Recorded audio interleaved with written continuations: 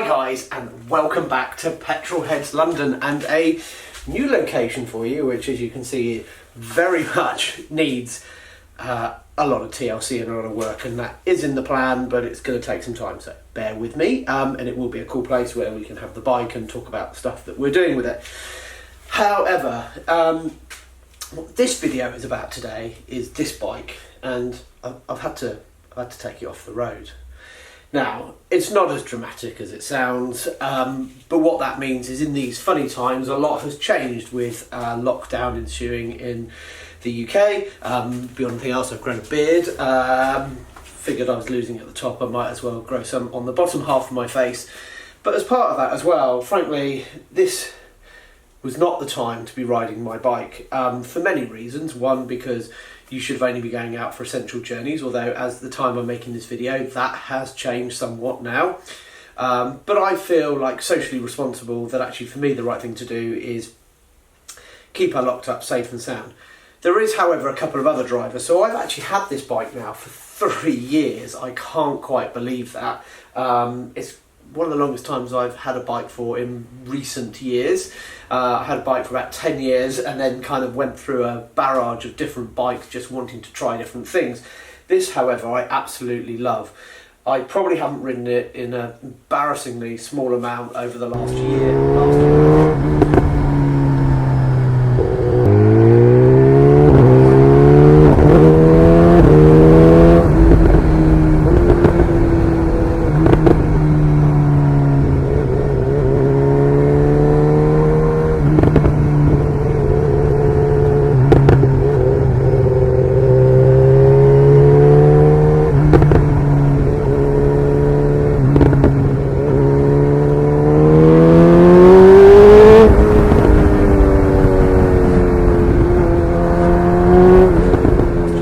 Last year I did a 2,500-mile trip through the Alps, down to the Pyrenees and back home, which I haven't edited any of that video, but wow, what a trip, and I will try and get round to that.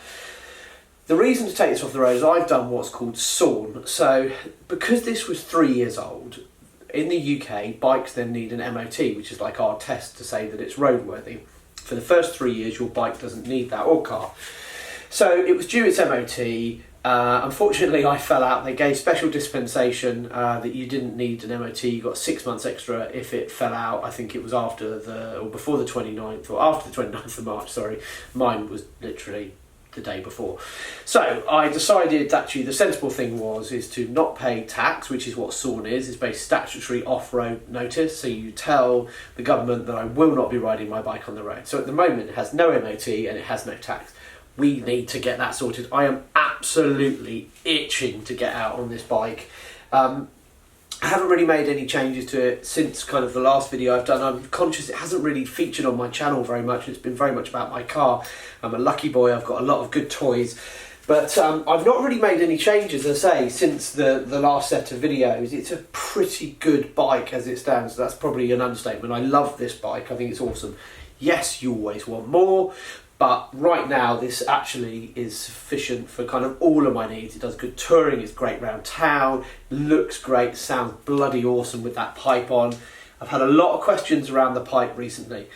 Anyway, what I wanted to do today is, I suppose the next steps with this is, I need to give it a damn good clean. It's very dusty, so it needs a bit of a hose down.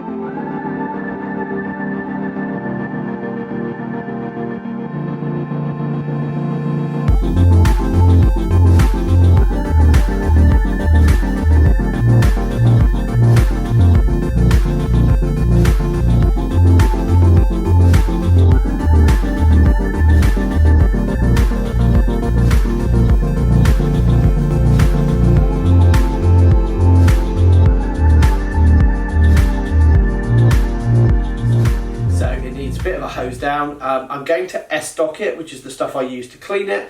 You spray that on, it's absolutely bloody brilliant at getting all the dirt off. And then I'm potentially going to do a video around how I am ACF 50ing it. I'm looking at it, it's on the shelf just behind the camera, which I've never ever done before. Probably should have done it before I took it off the road. But ACF 50 is a sort of lubricant protector. I've seen a few guys who've done videos about it. I just thought, I'm no expert, document how the experience goes for me.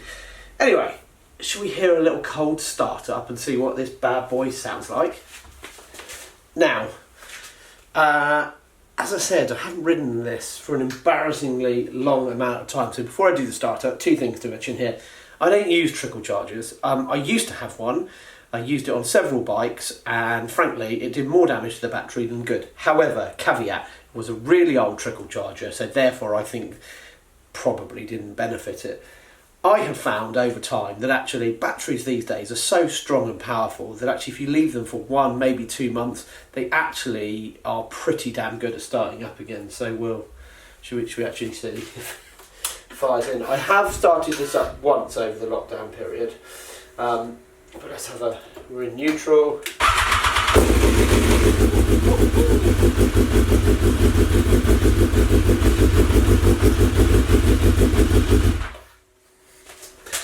Okay, so it works. Thank goodness for that. Look, just wanted to give you a bit of an update about the bike. There's loads more to come around the bike and the car. If I'm honest, I probably haven't done as many videos as I would have liked to, purely because I have a life outside of this little box you're looking at, and how I love talking to you and telling you about it. I can't do it when I have many other responsibilities and stuff in my personal life that in this situation, quite frankly, take priority. Anyway, if you've got more questions about the bike and stuff you'd like to know about it, please let me know. We will get some rides out on it soon. MOT's next. I'm going to go and give it a bit of a run, let the battery charge up for a bit. Take care, guys. Remember, subscribe, tick the notification bell, because I will be putting some videos out. I know it's been a while. And remember to subscribe if you haven't already. Take care. Cheers.